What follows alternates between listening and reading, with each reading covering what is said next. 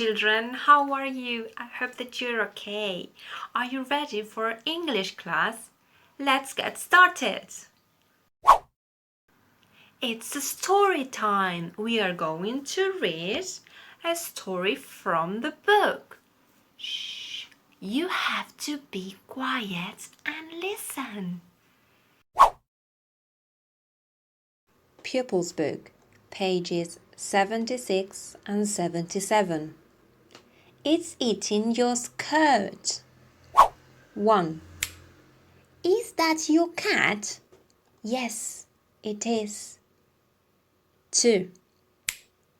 What is it doing? It's jumping. 3. What's the duck doing? It's flying.